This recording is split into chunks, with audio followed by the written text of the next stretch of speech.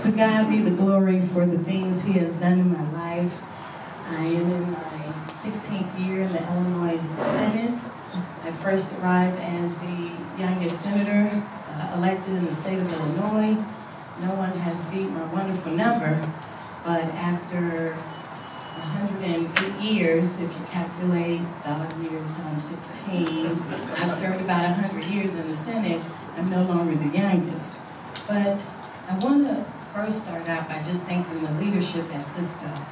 I think you're a wonderful organization, and I've been blessed to be able to work and serve with you. And I've got two guys that I just have to do a special thank you to, and that would be Mr. James Ellis and Mr. Mike. Because I've been speaking with those guys for years about the fact that there is no apprenticeship programs, and there is no programs that would help allow young African Americans to enter the trades and learn the skills and have an opportunity. In my full 16 years, I fought for this every single year. Finally, I asked Mike, I said, James, you guys are willing to help out, lend a hand here? And they just stepped up front, and not only did they step up, Mike provided this wonderful training program. I mean, just absolutely, where did he go? Oh, there you are. Absolutely phenomenal program. And so it's in its second year? It's in its second year, and just for him to read the number of individuals, almost 500 in 2 years, just shows the need in the community, and it shows the desire for those African Americans to have an opportunity to gain a skill that they can use to raise their children and their families and just be a part of the working culture. So I can't thank those two guys enough. We fought like hell to get the funding for this program. It took actually 3 years just to bring the money from IDOT to support the wonderful program that Mike had put together. And, I asked big so that if it falls down, we can still be at a good funding number. I started with a $13 million ask with Governor Blagojevich at that time. That's how long it's taken me to get this program. And then that number was dwindled down, and we finally funded at $6.8 million, I believe it is, for a 3-year period.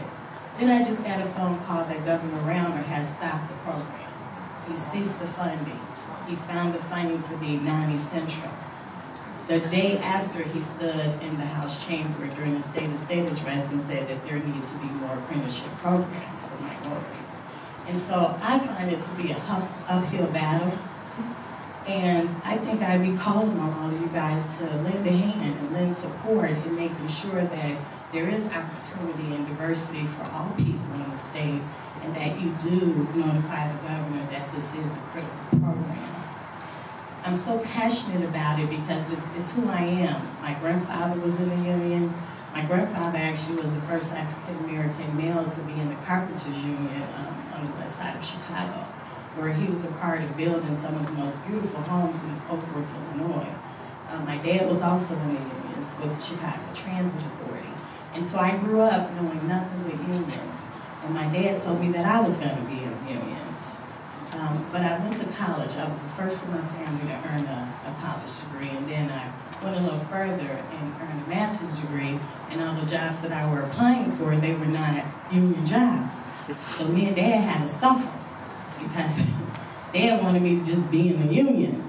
And I wanted to have an administrative role, and some of those administrative roles, if you guys know, in the state government, they're not union positions. So I find it to be an uphill battle that we'll be approaching in the legislature. I served on the Labor Committee, maybe my first 4 years, from '98 to 2002. But I was just recently put back on that Labor Committee starting this January because I requested that, because I think that it'll be really important to have a lot of leadership on the Labor Committee in the Senate that can allow that opportunity to argue and debate and possibly vote down, not entertain a lot of these measures that our governor is considering. I support collective bargaining rights, and I just don't think some of the suggestions that we've heard thus far are moving the state, or would be moving the state in the right direction for working families. Joe over at the Department of Labor, we're going to miss Joe. He's done a wonderful job. He was a part of all of the minimum wage debates.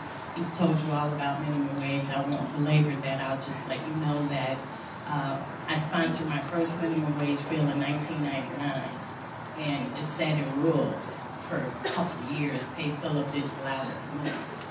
And then finally, when leadership changed, we had our first minimum wage increase higher than the federal government in 2003. That was my deal. And then I did it again in 2006, and I'm hoping to do it now in 2015. It's really important that we allow individuals who actually get up and work every day, for them to still live in poverty. It just doesn't make any sense. We've got to really take an honest, compassionate look at this. If you're really trying to help individuals and they work every day, they shouldn't come to the state and say, I need food. So they're still receiving subsidies from government because we give them the LEAP card. And then they say, I have no health care. The business isn't providing health care. And so we give them Medicaid, we give them health care.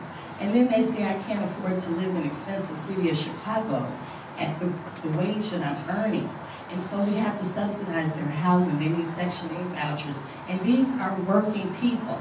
These aren't the people that's sitting around waiting for a handout. These are the ones that go to work every day and they still live under the federal poverty level. We have to stop this. We cannot continue to have the haves and the have-nots and divide our state.